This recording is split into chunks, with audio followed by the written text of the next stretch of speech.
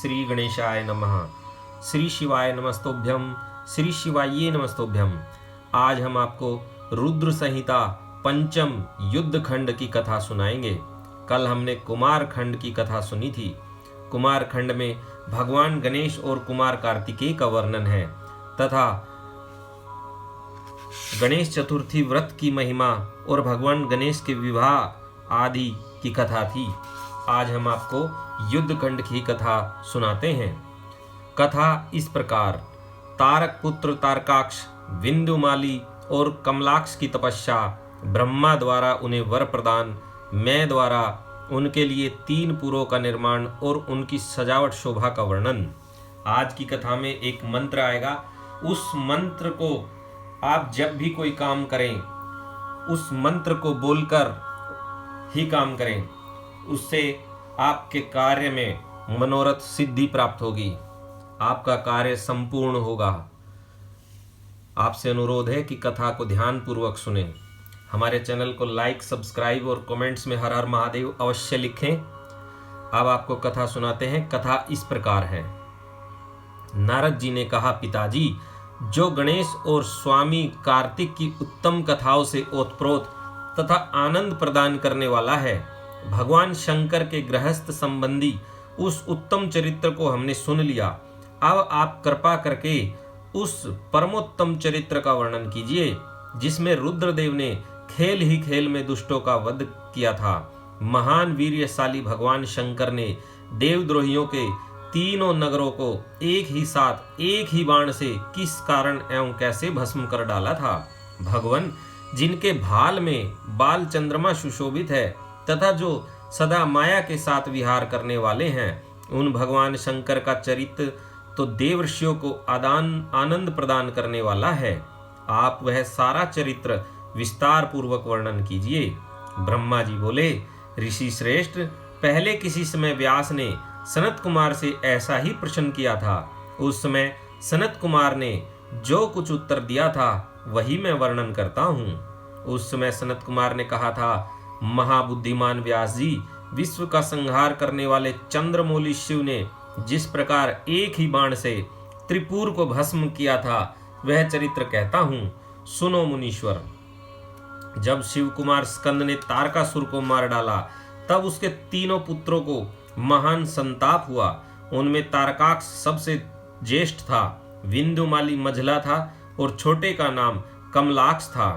उन तीनों में समान बल था। वे जितेंद्रिय, सदा कार्य के लिए उद्यत, संयमी, सत्यवादी, दृढ़चित्त, महान वीर और देवों से द्रोह करने वाले थे। उन तीनों ने सभी उत्तमोत्तम एवं मनोहर भोगों का परित्याग करके मेरु पर्वत की एक कंदरा में जाकर परम अद्भुत तपस्या आरंभ की। वहां उन्होंने हजारों वर्षों तक ब्रह्मा जी की प्रसन्नता के लिए अत्यंत उग्र तप किया। तब सुर और असुरों के गुरु महायशस्वी ब्रह्मा जी उनकी तपस्या से अत्यंत संतुष्ट होकर उन्हें वर देने के लिए प्रकट हुए। ब्रह्मा जी ने कहा, महादेत्यो, मैं तुम लोगों के तप से प्रसन्न हो गया हूँ, अतः तुम्हारी कामना के अनुसार तुम्हें सभी वर प्रदान करूंगा। देवद्रोहियों, मैं सबकी तपस्या के फलदाता और सर्वदा सब कुछ करने में समर्थ हूँ। अतः बताओ, तुम लोगों ने इतना घोर तप किस लिए किया है। सनत कुमार जी कहते हैं, मुने, ब्रह्मा जी की यह बात सुनकर उन सब ने अंजलि बांधकर पितामह के चरणों में प्रणिपात किया और फिर धीरे धीरे अपने मन की बात कहना आरंभ किया। दैत्य बोले, देवेश, यदि आप हम पर प्रसन्न हैं और हमें वर देना चाहते हैं तो यह वर दीजिए कि समस्त प्राणियों में हम सबके लिए अवधेय हो जाएं। जगन्नाथ, आप हमें स्थिर कर दें और हमारे जरा, रोग आदि सभी शत्रु नष्ट हो जाएं तथा कभी भी हमारी मृत्यु समीप न फटके। हम लोगों का ऐसा विचार है कि हम लोग अजर अमर हो जाएं और त्रिलोकी में अन्य सभी प्राणियों को मौत के घाट उतारते रहें, क्योंकि ब्राह्मण यदि 5 ही दिनों में काल के गाल में चला जाना निश्चित ही है, तो अतुल लक्ष्मी, उत्तोत्तम नगर, अन्याय, भोग सामग्री, उत्कृष्ट पद और ऐश्वर्य से क्या प्रयोजन है। मेरे विचार से तो उस प्राणी के लिए ये सभी व्यर्थ हैं। सनत कुमार जी कहते हैं, महर्षि, उन तपस्वी दैत्यों की यह बात सुनकर ब्रह्मा अपने स्वामी गिरिशाई भगवान शंकर का ध्यान करके बोले। ब्रह्मा जी ने कहा, असुरो, अमृत तो सभी को नहीं मिल सकता, अतः तुम लोग अपना यह विचार छोड़ दो। इसके लिए अतिरिक्त अन्य कोई वर जो तुम्हें रुचता हो वो मांग लो, क्योंकि दैत्यों, इस भूतल पर जहां कहीं भी जो भी प्राणी जन्मा है अथवा जन्म लेगा वह जगत में अजर अमर नहीं हो सकता। इसलिए पाप रहित असुरों, तुम लोग स्वयं अपनी बुद्धि से विचार कर मृत्यु की वंचना करते हुए कोई ऐसा दुर्लभ एवं दुसाध्य वर मांग लो जो देवता और असुरों के लिए अशक्य हो। उस प्रसंग में तुम लोग अपने बल का आश्रय लेकर पृथक पृथक अपने मरण में किसी हेतु को मांग लो, जिससे तुम्हारी रक्षा हो जाए और मृत्यु तुम्हें वर्ण न कर सके। सनत कुमार जी कहते हैं, महर्षि, ब्रह्मा जी के ऐसे वचन सुनकर वे 2 घड़ी तक ध्यानस्थ हो गए। फिर कुछ सोच विचार कर सर्वलोक पितामह ब्रह्मा जी से बोले। दैत्यों ने कहा, भगवान, यद्यपि हम लोग प्रबल पराक्रमी हैं, तथापि हमारे पास कोई ऐसा घर नहीं है जहां हम शत्रुओं से सुरक्षित रहकर सुखपूर्वक निवास कर सके। अतः आप हमारे लिए ऐसे 3 नगरों का निर्माण करा दीजिए जो अत्यंत अद्भुत और संपूर्ण संपत्तियों से संपन्न हो तथा देवता जिनका प्रदर्शन न कर सके। लोकेश, आप तो जगत गुरु हैं, हम लोग आपकी कृपा से ऐसे 3 पुरों में अधिष्ठित होकर इस पृथ्वी पर विचरण करेंगे। इसी बीच तारकाक्ष ने कहा कि विश्वकर्मा मेरे लिए जिस नगर का निर्माण करे वह स्वर्ण में हो और देवता भी उसका भेदन न कर सके। तत्पश्चात कमलाक्ष ने चांदी के बने हुए अत्यंत विशाल नगर की याचना की और विंध्योन्माली ने प्रसन्न होकर वज्र के समान कठोर लोहे का बना हुआ बड़ा नगर मांगा। ब्राह्मण, ये 3 पुर मध्याह्न के समय अभिजीत मुहूर्त में चंद्रमा के पुष्य नक्षत्र पर स्थित होने पर एक स्थान पर मिला करें और आकाश में नीले बादलों पर स्थित होकर ये क्रमशः एक के ऊपर एक रहते हुए लोगों की दृष्टि से ओझल रहे। फिर पुष्करावर्त नामक काल मेघों के वर्षा करते समय 1 सहस्त्र वर्ष के बाद ये 3 नगर परस्पर मिले और एक ही भाव को प्राप्त हों, अन्यथा नहीं। उसमें कृतिवासा भगवान शंकर, जो वैर भाव से रहित सर्वदेव में और सबके देव हैं, लीला पूर्वक संपूर्ण सामग्रियों से युक्त एक असंभव रथ पर बैठकर एक अनोखे बाण से हमारे पुरों का भेदन करें। किंतु भगवान शंकर सदा हम लोगों के वंदनीय, पूज्य और अभिवादन के पात्र हैं, अतः वे हम लोगों को कैसे भस्म करेंगे? मन में ऐसी धारणा करके हम ऐसे दुर्लभ वर को मांग रहे हैं। सनत कुमार जी कहते हैं, व्यास जी, उन दैत्यों का कथन सुनकर सृष्टिकर्ता लोक पितामह ब्रह्मा ने शिव जी का स्मरण करके उनसे कहा कि अच्छा ऐसा ही होगा। फिर मैं को भी आज्ञा देते हुए उन्होंने कहा, हे मैं, तुम सोने, चांदी और लोहे के 3 नगर बना दो। यो मैं को आदेश देकर ब्रह्मा जी उन तारक पुत्रों के देखते देखते अपने धाम स्वर्ग को चले गए। तदंतर धैर्यशाली मैंने अपने तपोबल से नगरों का निर्माण करना आरंभ किया। उसने तारकाक्ष के लिए स्वर्ण में, कमलाक्ष के लिए रजत में और विंध्योमाली के लिए लोह में यों 3 प्रकार के उत्तम दुर्ग तैयार किए। वे पुर क्रमशः स्वर्ग, अंतरिक्ष और भूतल पर निर्मित हुए थे। असुरों के हित में तत्पर रहने वाला मैं इन 3 पुरों को तारकाक्ष आदि असुरों के हवाले करके स्वयं भी उसी में प्रवेश कर गया। इस प्रकार उन 3 पुरों को पाकर महान बल पराक्रम से संपन्न वे तारकासुर के लड़के उनमें प्रविष्ट हुए और समस्त भोगों का उपभोग करने लगे। वे नगर कल्प वृक्षों से व्याप्त तथा हाथी घोड़ों से संपन्न थे।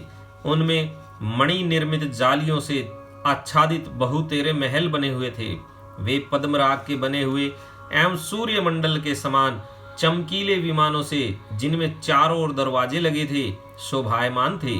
कैलाश शिखर के समान ऊंचे तथा चंद्रमा के समान उज्जवल दिव्य प्रसादों तथा गोपुरों से उनकी अद्भुत शोभा हो रही थी। वे अप्सराओं, गंधर्वों, सिद्धों तथा चारणों से खचाखच भरे थे। प्रत्येक महल में शिवालय तथा अग्निहोत्रशाला की प्रतिष्ठा हुई थी। उनमें शिव भक्ति परायण शास्त्रज्ञ ब्राह्मण सदा निवास करते थे। वे बावली, कूप, तालाब और बड़ी बड़ी तलैयों से तथा समूह के समूह स्वर्ग से च्युत हुए वृक्षों से युक्त उद्यानों और वनों में सुशोभित थे। बड़ी बड़ी नदियों, नदों और छोटी छोटी सरिताओं से जिनमें कमल खिले हुए थे, उनकी शोभा और बढ़ गई थी। उनमें संपूर्ण मनोकामनाओं को पूर्ण करने वाले अनेकों फलों के भार से लदे हुए वृक्ष लगे थे, जिनसे वे नगर विशेष मनोहर लगते थे। वे झुंड के झुंड मदमत गजराजों से, सुंदर सुंदर घोड़ों से, नाना प्रकार के आकार प्रकार वाले रथों एवं शिविकाओं से अलंकृत थे। उनमें समयानुसार पृथक पृथक क्रीड़ा स्थल बने थे और विद्या ध्यान की पाठशालाएं भी भिन्न भिन्न निर्मित हुई थी। वे पापी पुरुषों के लिए मन वाणी से भी अगोचर थे। उन्हें सदाचारी पुण्यशील महात्मा ही देख सकते थे। पति सेवा परायण तथा कुधर्म से विमुख रहने वाली पतिव्रता नारियों ने उन नगरों के उत्तम स्थलों को सर्वत्र पवित्र कर रखा था। उनमें महाभाग शूरवीर दैत्य और श्रुति स्मृति के अर्थ के तत्वज्ञ एवं सर्वधर्म प्रायण ब्राह्मण अपनी स्त्रियों तथा पुत्रों के साथ निवास करते थे। उनमें मैं द्वारा सुरक्षित ऐसे सुदृढ़ पराक्रमी वीर भरे हुए थे, जिनके केश नील कमल के समान नीले और घुंघराले थे। वे सभी सुशिक्षित थे, जिससे उनमें सदा युद्ध की लालसा भरी रहती थी। वे बड़े बड़े समरों से प्रेम करने वाले थे। ब्रह्मा और शिव का पूजन करने से उनके पराक्रम विशुद्ध थे। वे सूर्य, मरुदगण और महेंद्र के समान बली थे और देवताओं के मंथन करने वाले थे।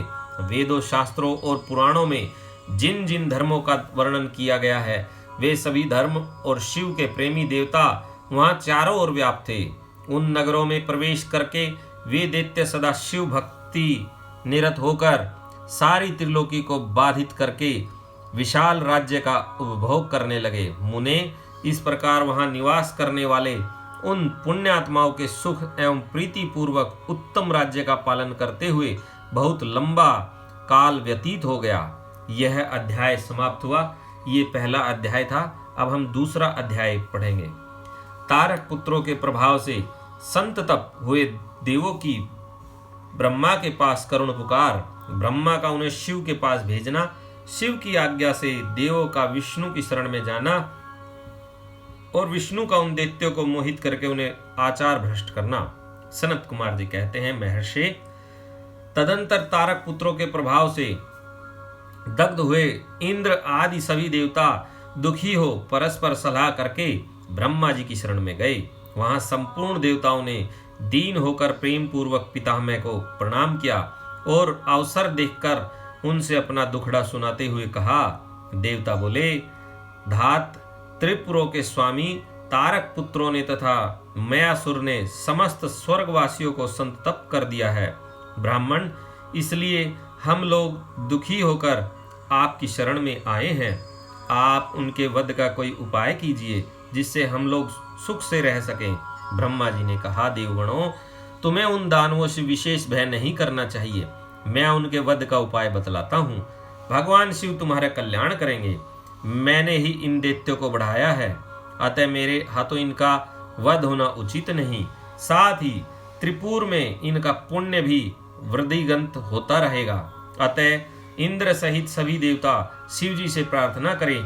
वे सर्वाधीश यदि प्रसन्न हो जाएंगे तो वे ही तुम लोगों का कार्य पूर्ण करेंगे। सनत कुमार जी कहते हैं, व्यास जी, ब्रह्मा जी की यह वाणी सुनकर इंद्र सहित सभी देवता दुखी हो उस स्थान पर गए जहां वृषभध्वज शिव आसीन थे।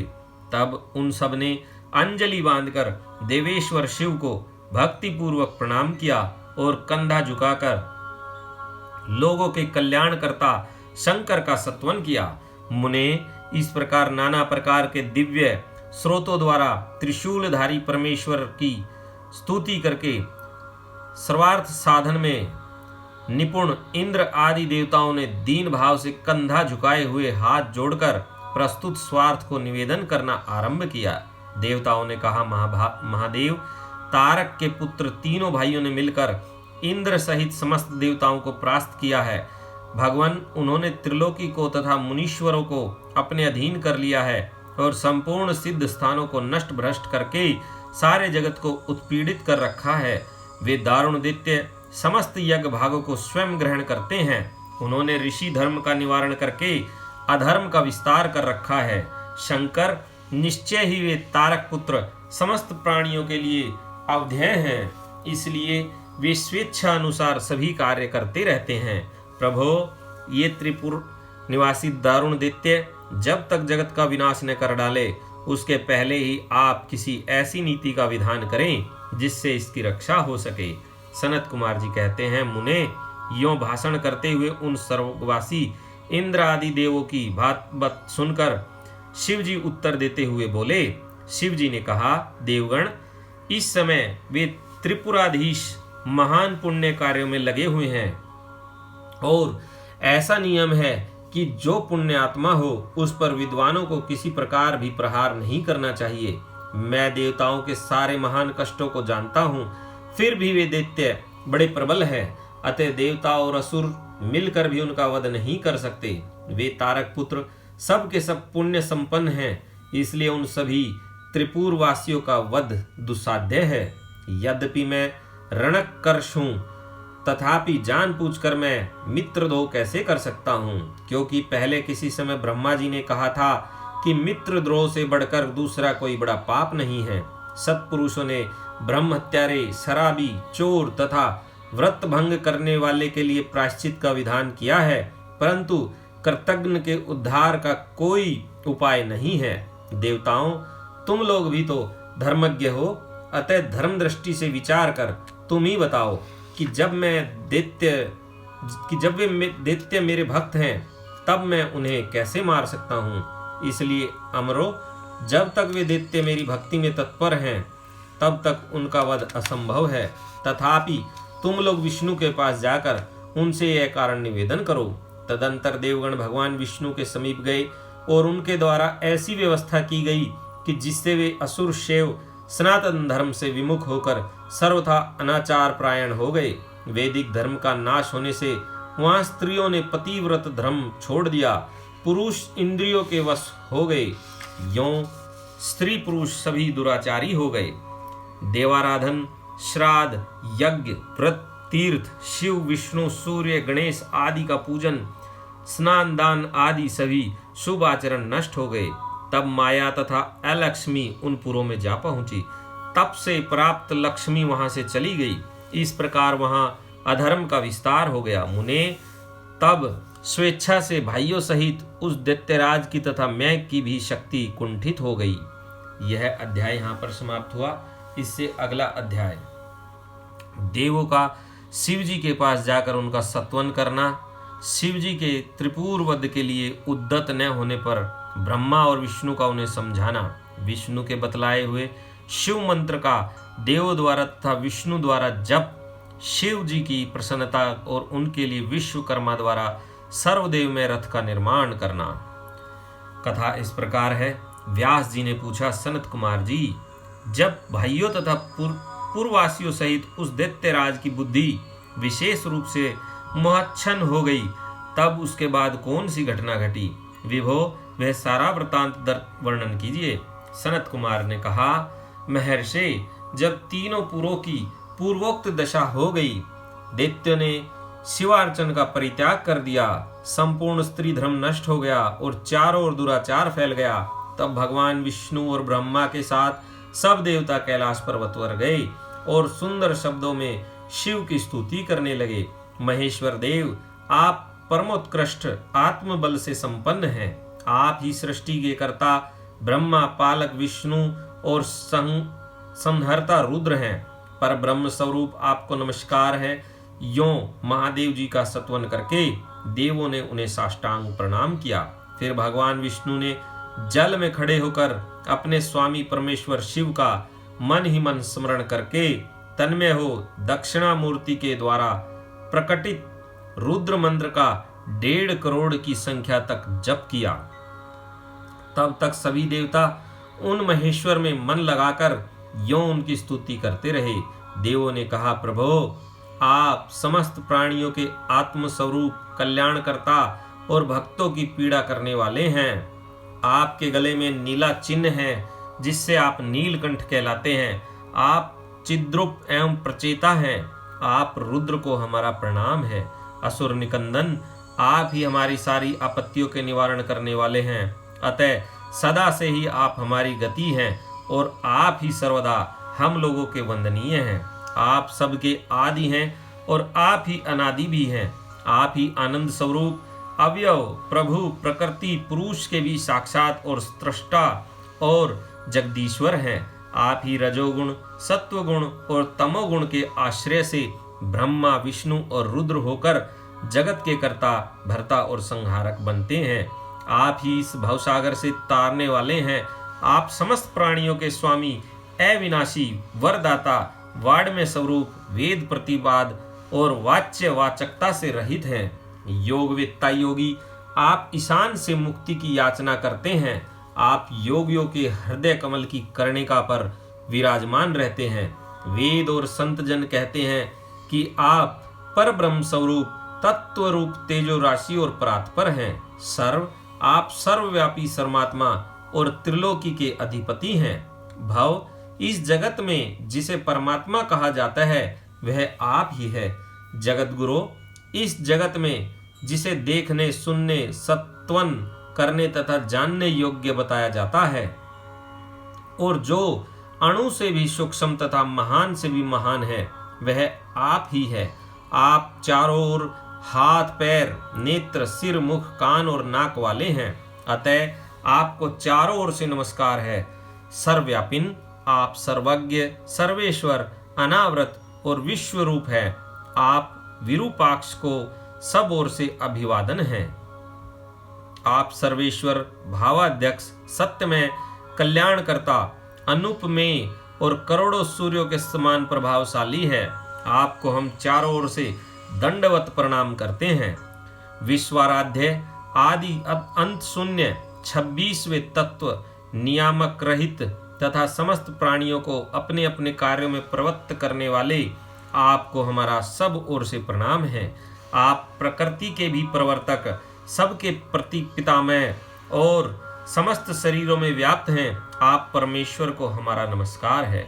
श्रुतियां तथा श्रुति तत्व के ज्ञाता, विज्ञजन, आपको वरदायक, समस्त भूतों में निवास करने वाला, स्वयंभू और श्रुति तत्वज्ञ बतलाते हैं। नाथ, आपने जगत में अनेक को कार्य ऐसे किए हैं जो हमारी समझ से भी परे हैं। इसलिए देवता, असुर, ब्राह्मण और अन्याय, स्थावर, जंगम भी आपकी ही स्तुति करते हैं। शंभो, त्रिपुरवासी दैत्यों ने हमें प्राय नष्ट सा कर डाला है।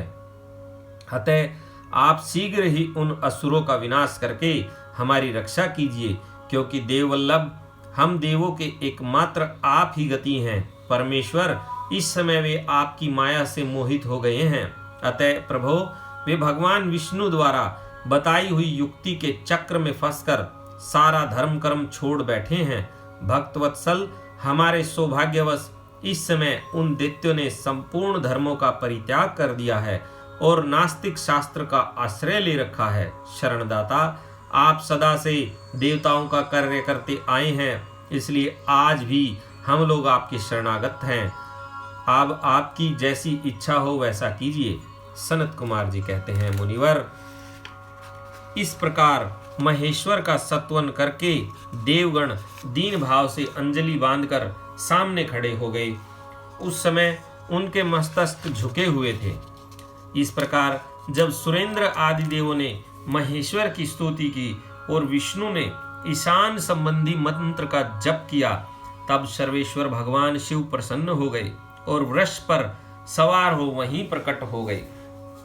उस समय पार्वतीपति शिव का मन प्रसन्न था। उन्होंने नंदीश्वर की पीठ से उतरकर विष्णु का आलिंगन किया और फिर नंदी पर हाथ टेक कर खड़े हो गए और संपूर्ण देवताओं की ओर कृपा भरी दृष्टि से देखकर गंभीर वाणी में श्री हरि से बोले। शिव जी ने कहा, देव श्रेष्ठ, उन अधर्मनिष्ठ दैत्यों ने के तीनों पुरों को मैं नष्ट कर डालूंगा, इसमें संशय नहीं है। परंतु वे महादैत्य मेरे भक्त थे और उनका मन सुदृढ़ रूप से मुझ में लगा रहता था। अतः यद्यपि इस समय उन्होंने व्याजवश उत्तम धर्म का परित्याग कर दिया है, तथापि क्या वे मेरे ही द्वारा मारने योग्य हैं?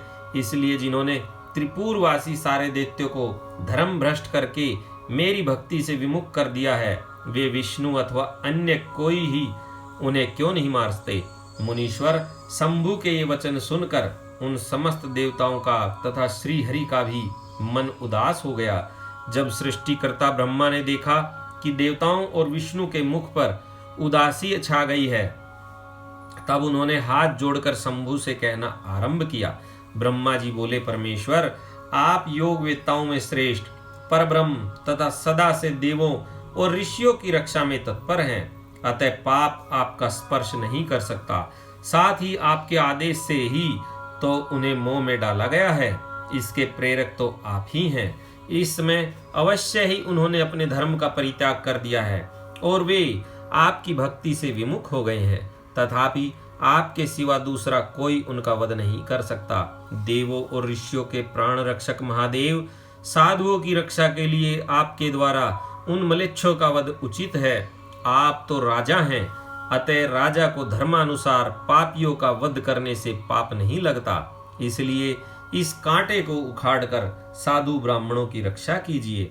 राजा यदि अपने राज्य तथा सर्वलोकाधिपति को स्थिर रखना चाहता हो तो उसे अपने राज्य में एवं अन्यत्र भी ऐसा ही व्यवहार करना चाहिए।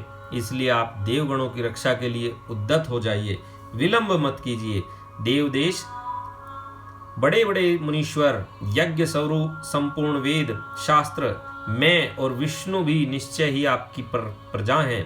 प्रभो, आप देवताओं के सार्वभौम सम्राट हैं। ये श्री हरि आदि देवगण तथा सारा जगत आपका ही कुटुंब है। अजन्मा देव श्री हरि आपके युवराज है और मैं ब्रह्मा आपका पुरोहित हूँ तथा आपकी आज्ञा का पालन करने वाले शक्र राज्य कार्य संभालने वाले मंत्री हैं।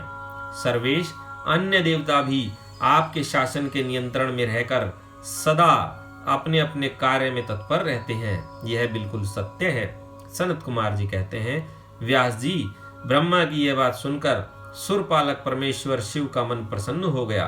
तब उन्होंने ब्रह्मा जी से कहा। शिव जी बोले, ब्राह्मण, यदि आप मुझे देवताओं का सम्राट बतला रहे हैं तो मेरे पास उस पद के योग्य कोई ऐसी सामग्री तो नहीं जिससे मैं उस पद को ग्रहण कर सकूं, क्योंकि न तो मेरे पास कोई महान दिव्य रथ है, न उसके उपयुक्त सारथी है और न संग्राम में विजय दिलाने वाले वैसे धनुष बाण ही हैं कि जिन्हें लेकर मैं मनोयोग पूर्वक संग्राम में उन प्रबल दैत्यों का वध कर सकूं। यूं कहकर वे चुप हो गए, परंतु शिव जी को शीघ्र प्रस्तुत होते न देखकर समस्त देवता, कश्यप आदि ऋषि अत्यंत व्याकुल तथा दुखी हो गए। तब भगवान हरि ने उनसे कहा। भगवान विष्णु बोले, देवों तथा मुनियों, तुम लोग क्यों दुखी हो रहे हो? तुम्हें अपने सारे दुख का परित्याग कर देना चाहिए। अब तुम सब लोग आदर पूर्वक मेरी बात सुनो। देवगण, तुम ही लोग विचार करो कि महान पुरुषों की आराधना सुखदायक नहीं होती। मैंने ऐसा सुना है कि मेहदारदन में पहले महान कष्ट झेलना पड़ता है, पीछे भक्त की दृढ़ता देखकर इष्ट देव अवश्य प्रसन्न होते हैं, परंतु शिव तो समस्त गणों के अध्यक्ष तथा परमेश्वर हैं, ये तो आशुतोष ही ठहरे। अतः पहले ओम का उच्चारण करके फिर नमः का प्रयोग करें, फिर शिवाय कहकर 2 बार शुभम का उच्चारण करें, उसके बाद 2 बार कुरु का प्रयोग करके फिर शिवाय नमः ओम जोड़ दें। ऐसा करने से ओम नमः शिवाय शुभम शुभम कुरु कुरु शिवाय नमः ओम यह मंत्र बनता है।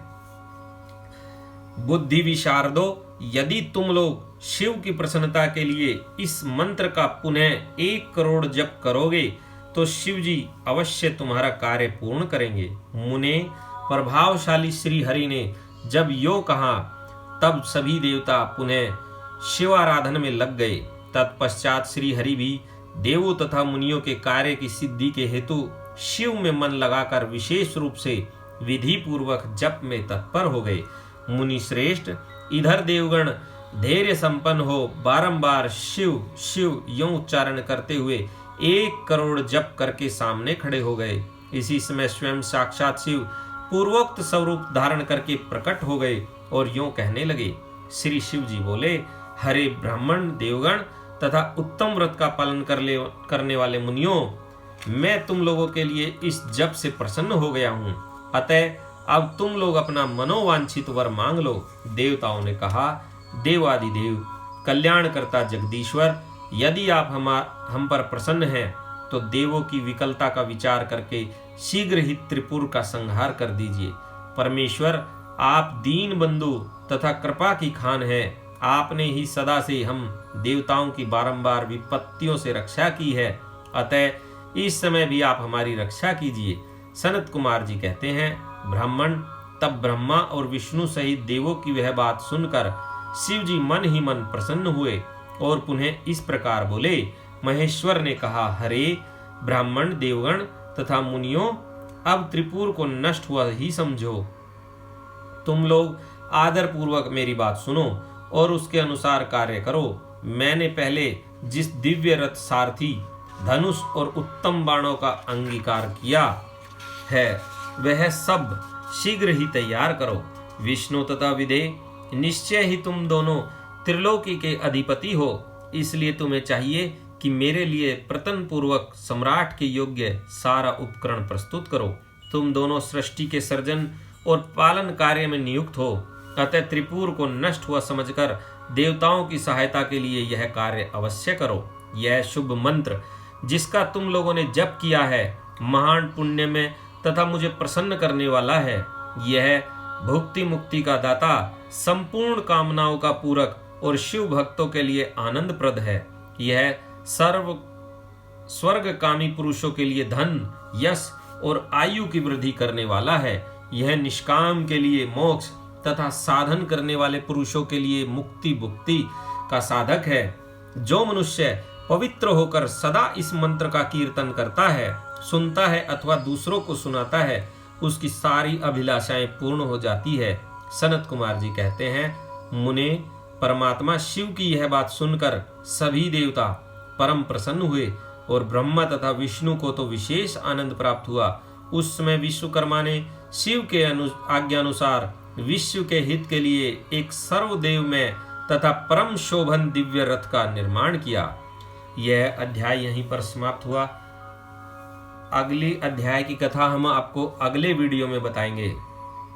अभी आपने सुना जो मंत्र भगवान विष्णु ने बताया था। मंत्र इस प्रकार था, ओम नमः शिवाय, शुभम शुभम कुरु कुरु शिवाय नमः ओम। यह मंत्र है। इस मंत्र को जपने से भक्त की सभी मनोकामनाएं पूरी हो जाएंगी। इससे धन, यश और आयु की वृद्धि होगी, ऐसा शिव पुराण में बताया गया है। इसलिए आप जब भी इस मंत्र को बोले, जो भी आपकी अभिलाषा हो, जो भी मनोकामना हो, इस मंत्र का हमेशा जप करें। इसी के साथ हम आपसे आज विदा लेते हैं। अगली कथा हम आपको अगले वीडियो में सुनाएंगे। श्री शिवाय नमस्तोभ्यम, श्री शिवाये नमस्तोभ्यम। आप हमारे चैनल को लाइक, सब्सक्राइब और कमेंट्स में हर हर महादेव अवश्य लिखें। जय शिव शंकर।